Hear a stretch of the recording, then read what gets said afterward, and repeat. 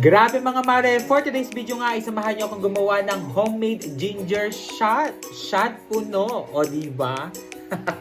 At kung gusto mo pang humaba ang buhay mo, ay panoorin mo nga ang video na ito. Go! Mga mare, at dahil na usong-uso ngayong anubot sipon, ay gagawa nga tayo ng pampalakas ng ating immune system. Wow! Diba? At kung hindi nyo pa nga din alam itong ginger shot na ito, ay nako, napakaraming benefits nito sa ating katawan. Syempre, ang ingredients natin dyan ay kailangan natin ng ginger, ayan, 2 lemon, 1 orange, honey, pepper, turmeric powder, kailangan din natin ng blender.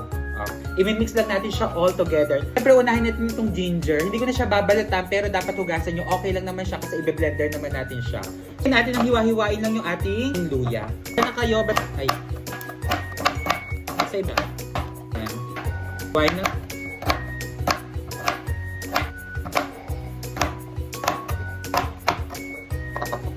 Lagayan. Okay, next naman natin ay ang ating lemon. So, babalatan natin siya. Gagamitin natin ng 2 lemon.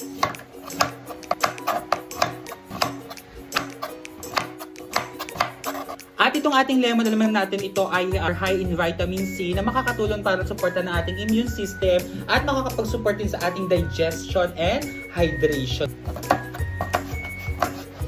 Ito naman yung isa, habang na.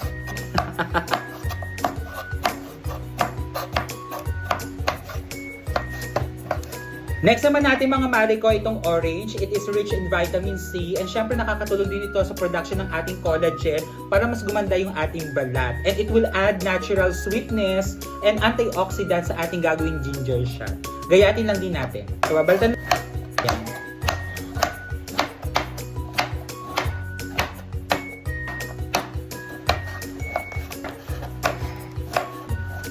Ating orange. At alam nyo ba, napakaganda talaga nito sa ating katawan.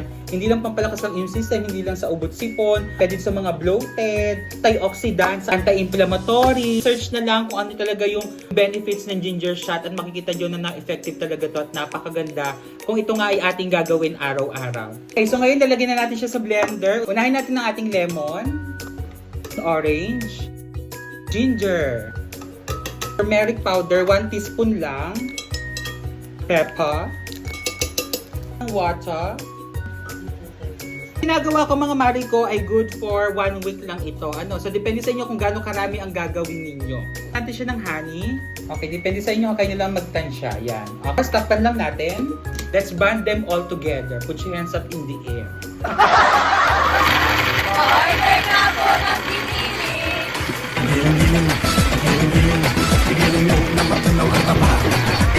Bakit ito? Hayaan yung matang na ay lumuwa. Giling mo na matanaw ka tama. Giling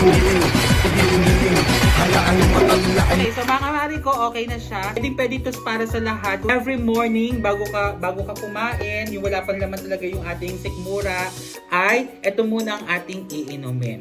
Ay, ang bango. Amoy ginger syempre. Dapat mas lamang yung luya. Sasalain natin siya. Residue. Sasalain na natin siya bago natin siya ilagay sa lagayan. Ganun lang kasimple mga mare ko. Kung gusto mo maging healthy ang buong pamilya nyo, try nyong gawin ito. Okay. Yung malalaki ang butas kasi pwede pumasok yung mga balat o yung mga laman niya. Press the button. Lagyan ulit natin. Ayan. Oops. So, lagyan ulit natin. Okay, so mga mare ko, tapos na tayo. Ayan siya. So, ngayon nasasali na natin siya dito sa lagayan. Kasi ito, i-ref naman natin siya. Salin lang natin. Oops. Ayan. Grabe mga mare, ito na nga ang ating ginger shot ala hambugera. O, diba? Mari ko, pag iinumin nyo siya, syempre kumanan na tayo dito ng shot glass. Kaya siya ginger shot. Dapat isang shot kada araw. So, imbis na ikaw ay mag-shot puno dyan, ito na ang i-shot puno mo everyday. So, lagyan lang tayo dyan ng isa. Sure na, since ngayon ay kakagising lang din naman namin, hindi pa rin naman ako nakain. So, ngayon ay let's shot puno. Grabe mga mare, ngayon titikman na natin ang ating ginger shot. O, diba? ano siya, maanghangunan na medyo maasim na matamis. Pero mas lamang dapat yung ginger, kaya perfect. Very good. Yun lang, at dito na nga nagtatapos ang vlog ng Hambugera ngayong araw. Just keep on watching. Bye! O diba?